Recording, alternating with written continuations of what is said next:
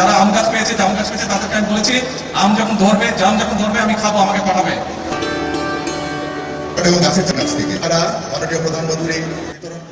নির্বাচনের আগে দেওয়া প্রতিশ্রুতি বাস্তবায়নে দ্রুত এগিয়ে যাচ্ছে প্রধানমন্ত্রী তারেক রহমান। ফ্যামিলি কার্ড চালু, 1 মাসের মধ্যেই নতুন উদ্যোগ কৃষক কার্ড। পহেলা বৈশাখে শুরু হয়েছে এই কর্মসূচির প্রি পাইলটিং। প্রাথমিকভাবে দেশের 10টি জেলার 11টি উপজেলায় চালু হয়েছে এই কার্যক্রম। পঞ্চম শ্রেণীর কৃষকদের মধ্যে এই কার্ড বিতরণ করা হচ্ছে। প্রথম ধাপে সুবিধা পেয়েছেন 22,065 জন কৃষক ও কৃষানী। সরকার জানিয়েছে পর্যায়ক্রমে এই সুবিধা পৌঁছাবে প্রায় 2,75,00,000 কৃষকের কাছে। কৃষি মন্ত্রণালয়ের তত্ত্বাবধানে সংরক্ষণ করা হচ্ছে কৃষকদের তথ্য। ভবিষ্যতে সব সহায়তা ডিজিটালভাবে দেওয়ার পরিকল্পনা রয়েছে। শুধু কৃষক নয়, মৎস্যজীবী, হাঁস মুরগি খামারি, দুগ্ধ খামারি ও লবণ চাষিরাও পাবেন এই সুবিধা। এই কার্ডে মিলবে নানা সুবিধা। সোনালী ব্যাংক হিসাবে বছরে 2,500 টাকা প্রণোদনা, সর্বোচ্চ 10,000 টাকা পর্যন্ত কৃষি ঋণ মৌকুফের সুযোগ। ইতিমধ্যেই 12 লাখ কৃষকের 1,550 কোটি টাকা ঋণ মৌকুফ হয়েছে। রাষ্ট্রায়ত্ত ব্যাংক থেকে সহজ শর্তে ঋণ নেওয়া যাবে। পস মেশিনে কেনা যাবে সার, বীজ ও প্রাণীখাদ্য। ন্যায্য মূল্যে সেচ সুবিধা এবং স্বল্প দামে কৃষি যন্ত্রপাতি মিলবে। মোবাইলে পাওয়া যাবে আবহাওয়ার খবর ও বাজারের তথ্য। থাকছে বিনামূল্যে প্রশিক্ষণ, পরামর্শ ও কৃষি বীমা সুবিধা। উৎপাদিত পণ্য সরকারিভাবে ন্যায্য মূল্যে বিক্রির সুযোগও থাকছে এই কার্ড দিয়েই। সরকার জানিয়েছে স্বচ্ছতা নিশ্চিত করতে তথ্য সংগ্রহে রাজনৈতিক সম্পৃক্ততা রাখা হয়নি। বিশেষজ্ঞদের মতে সঠিক বাস্তবায়ন হলে কৃষিখাতে আসবে বড় পরিবর্তন।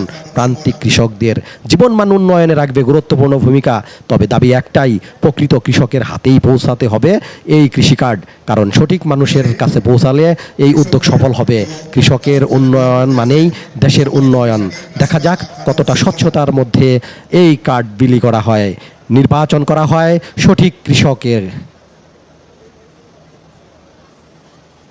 উপস্থিত ভাই বোনেরা, এই যে ওনাদের হাতে একটা করে গাছের চারা দিচ্ছি, কয়েকজনকে জাম গাছ দিয়েছি, আম গাছ দিয়েছি। আমি ওনাদেরকে বলেছি এটা বাসার সামনে রোপণ করতে হবে। ওনাদের আশেপাশে আপনারা যারা আছেন খেয়াল করবেন। আর যারা আম গাছ পেয়েছে জাম গাছ পেয়েছে তাদেরকে আমি বলেছি আম যখন ধরবে জাম যখন ধরবে আমি খাবো, আমাকে পাঠাবে। ঠিক আছে, আপনারাও খেয়াল রাখবেন। প্রধানমন্ত্রীর একক প্রচেষ্টায় দেশ উন্নয়নের নতুন নতুন পরিকল্পনা, নতুন স্বপ্নের পথ চলা শুরু হয়েছে। কিন্তু প্রশ্ন থেকেই যায়, এই পথ চলায় দলীয় নেতাকর্মীদের ভূমিকা কতটা থাকবে? তারা কি সত্যিই দেশপ্রেমে উজ্জীবিত হয়ে নিরপেক্ষতার অঙ্গীকার করবে, নাকি রাজনৈতিক বিভাজনই আবারও বাধা হয়ে দাঁড়াবে? জেলা উপজেলার প্রভাবশালী নেতাকর্মীরা তারা কি সবাই কাঁধে কাঁধ মিলিয়ে দেশের জন্য কাজ করবে, নাকি ব্যক্তি স্বার্থই থাকবে তাদের অগ্রাধিকার? প্রধানমন্ত্রীর নতুন চিন্তা ও পরিকল্পনা তা বাস্তবায়নে কতটা আন্তরিকতা দেখাবে তারা? দেশকে ভালোবাসা এটা কি শুধুই কথার মধ্যেই সীমাবদ্ধ থাকবে, নাকি বাস্তব কাজেও প্রতিফলিত হবে এই সকল নেতাকর্মীদের কর্মকাণ্ডে? আর একটি বড় প্রশ্ন, প্রশাসনের ভূমিকা। আমলারা কি স্বচ্ছতা ও জবাবদিহিতার সঙ্গে দেশের জন্য কাজ করবে? সত্যিই যদি তারা দেশের জন্য কাজ করে তাহলে অনেক কিছুই সম্ভব, নাকি আমলাতান্ত্রিক জটিলতায় আটকে যাবে উন্নয়নের গতি? এখন প্রশ্ন অনেকগুলো।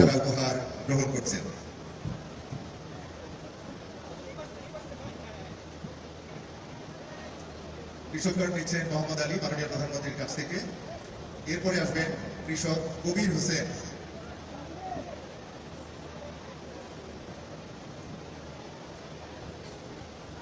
কৃষক কবির হোসেন উপহার গ্রহণ করছেন। কবির হোসেনের পরে আসবেন কৃষানী বোন মোসাম্মদ মনোয়ারা আক্তার।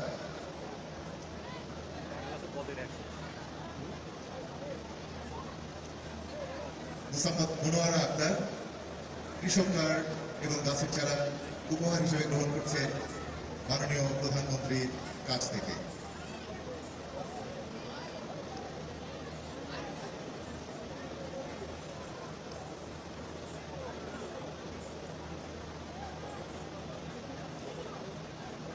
মোসাম্মদ মনোয়ারা আক্তারের পরে আসবেন কৃষানী শামিমা আক্তার। কৃষক কার্ড উপহার হিসেবে গ্রহণ করছেন